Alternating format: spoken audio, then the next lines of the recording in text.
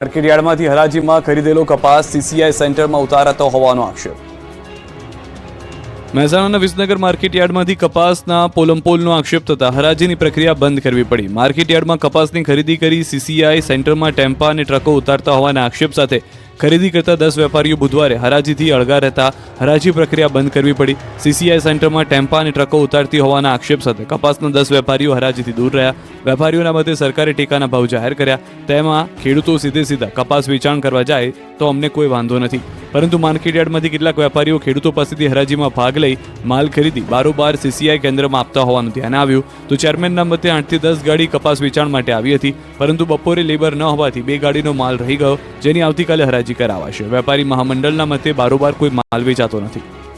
કચ્છના રાપર તાલુકામાં ચાલુ વર્ષે રવિ પાકનું પુષ્કળ પ્રમાણમાં વાવેતર। ગુજરાતમાં એક કહેવત છે કે વરસે તો વાગડ ભલો। વાગડ વિસ્તારના રાપર ભચાઉ તાલુકાના વિસ્તારોમાં ગયા ચોમાસામાં જોરદાર વરસાદ થતા નદી, નાળા, ડેમ, તળાવ, ચેકડેમમાં આવક થઈ હતી। કચ્છના રાપર તાલુકામાં ચાલુ વર્ષે રવિ પાકનું પુષ્કળ પ્રમાણમાં વાવેતર કરાયું।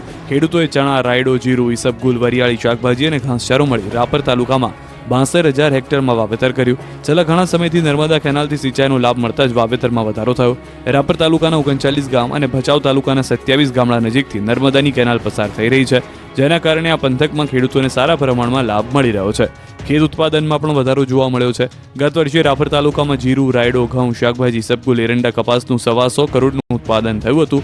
વાગડ વિસ્તારમાં દરેક સિઝનમાં ખેતી આધારિત પાક ખેડૂતો માટે આશીર્વાદ બન્યો છે। નર્મદા કેનાલ પર મોમાઈ મોરાથી ભચાઉ સુધીના વિસ્તારમાં અંદાજે 20,000 એન્જિન ચાલે છે, જે દૂર દૂર સુધી ખેતરોમાં પાણી પહોંચાડી રહ્યા છે। ભાવનગરમાં રોડ રસ્તાની ચાલતી કામગીરીથી વાહન ચાલકો રાહદારીઓ પરેશાન। ભાવનગર મનપાની ચૂંટણી આવી રહી છે, ત્યારે શહેરના અનેક વિસ્તારોમાં વિકાસના કામો ચાલી રહ્યા છે, જેમાં મુખ્યત્વે રોડ, ડ્રેનેજ, પેવિંગ બ્લોક સહિતના કામો ચાલી રહ્યા છે।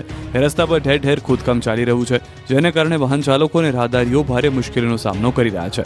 શહેરના મોટાભાગના વિસ્તારોમાં ખોદકામ ચાલી રહ્યું છે, જેને કારણે સ્થાનિકો હાલાકીનો સામનો કરી રહ્યા છે। ગોકળ ગતિએ ચાલતી કામગીરીથી વાહન ચાલકો અને રાહદારીઓને ભારે મુશ્કેલીનો સામનો કરવો પડે છે।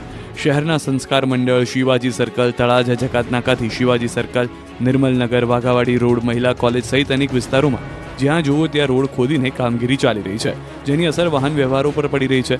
રહીશો તમામ કામો વહેલી તકે પૂર્ણ થાય તેવી માંગ કરી રહ્યા છે, તો કોંગ્રેસનો આક્ષેપ છે કે 5 વર્ષમાં કામ જે ન કર્યા હોય એ અત્યારે ચૂંટણીને કારણે કરવા તૈયારી ચાલી રહી છે, અને આ માત્ર ચૂંટણીલક્ષી કામો છે। સમગ્ર મામલે સ્ટેન્ડિંગ કમિટીના ચેરમેન રાજુ રાબડિયાએ જણાવ્યું કે આશરે 1,600 કરોડના કામ ભાવનગરમાં થઈ રહ્યા છે। અમે વર્ટિકલ અને હોરિઝોન્ટલ બંને તરફ કામ કરી રહ્યા છીએ। છોટાઉદેપુરમાં દેવોની પેઢી